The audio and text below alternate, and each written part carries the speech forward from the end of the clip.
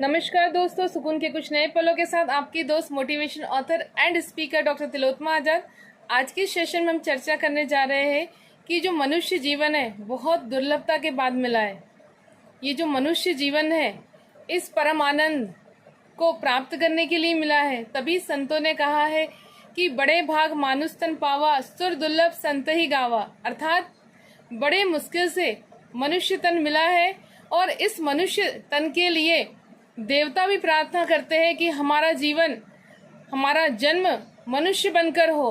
क्योंकि देवता योनि में वो सिर्फ सुख को भोग सकते हैं और उसके बाद पुनः 84 के चक्कर में आ जाते हैं। लेकिन मनुष्य तन मिलने के पश्चात हम परम धाम मुक्ति को प्राप्त कर सकते हैं और इसी जन्म में आनंद के साथ इस परमानंद को प्राप्त कर सकते हैं। चलिए एक छोटी सी कहानी के माध्यम से इसे समझते हैं। एक सुबह अभी सूरज निकला भी नहीं था और एक मछुआरा नदी के किनारे मछलियां पकड़ने के लिए पहुंच गया।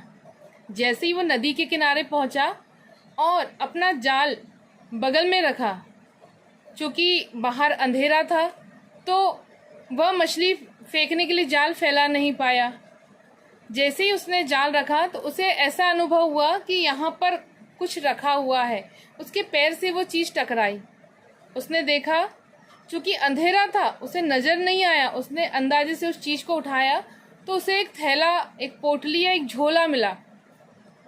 उसने देखा कि इसमें कुछ पत्थरों के टुकड़े रखे हुए हैं। चूंकि अंधेरा था, वो जाल फैलाकर मछलियां पकड़ नहीं पा रहा था, तो उसने उस थैले को खोला और उसमें से एक पत्थर निकाला। उस पत्थर को नदी में फेंका। चूंकि नदी का जल शांत था और शांत जल में जैसे उस पत्थर को फेंका तो छपाक की आवाज सुनाई दी। उसे बड़ा अच्छा लगा और उसने फिर अगला पत्थर निकाला, फिर उसे फेंका, उसे फिर छपाक की आवाज आई। वह बहुत खुश हुआ। चूंकि अभी सूरज निकला नहीं था तो वह धीरे धीरे करके एक एक करके सारे पत्थरों को नदी में फेंकने लगा। सारे पत्थर नदियों में फेंक दिए, लेकिन एक अंतिम पत्थर उसके हाथ में था। वो फेंकने ही वाला था, उतने में सूर्य उदय हो गए। जैसे ही रोशनी हुई तो उसकी नजर उस पत्थर पर पड़ी। उस पत्थर को देखते ही उसकी धड़कनें थम गई। वो बहुत उदास हुआ, परेशान हो गया कि मैंने क्या कर दिया। आखिर उसने ऐसा क्या कर दिया था? उसने यह किया था कि जो पत्थरों की पोटली उसे मिली थी वो पत्थरों की नहीं, हीरे जवाहरात की पोटली थी। बेशकीमती हीरे जवाहरात उसमें थे। जब उसे उजाला होने के बाद यह दिखा कि बेशकीमती हीरे जवाहरात है और मैंने इन्हें यूं ही फेंक दिया, जबकि मेरी अनंत अनंत पीढ़ियां इसका भोग करती और आनंद से रहती, मुझे इस मछुआरे जीवन से मुक्ति मिल जाती। लेकिन अभी भी समय था, उसके पास एक पत्थर अभी भी शेष था। उसने इस पत्थर को संभाल कर रख दिया और उसके इस जीवन का गुजारा आसानी से हो सकता था। ये कहानी हमें आध्यात्मिकता से भी जोड़ती है। ये तो सांसारिक जीवन था कि सांसारिक जीवन में माया को हम कैसे अनंत जन्मों तक उपयोग करके सुख से जी सकते थे। लेकिन जब हम आनंद की तलाश करते, जब हम इस परमानंद की तलाश करते हैं और अपने जीवन के हर क्षण को आनंद से परिपूर्ण करना चाहते हैं, तो उसके लिए भी ये कहानी बहुत महत्वपूर्ण है। क्योंकि इससे हमें यह संदेश मिलता है कि ये जो मनुष्य जीवन है, जो बहुमूल्य है, हीरे जवाहरात से भी बेशकीमती है, जो इस ईश्वर ने हमें दिया है और हम यूं ही इसे व्यर्थ में गंवा रहे हैं। लेकिन जब हम किसी सदगुरु के चरणों में चले जाते हैं और वो हमें इस निराकार, इस गोविंद, इस अल्लाह, इस वाहेगुरु से जोड़ देता है, तो हमें हर क्षण, हर पल इसकी अनुभूति होती है। ये दिखने लगता है और हम एक एक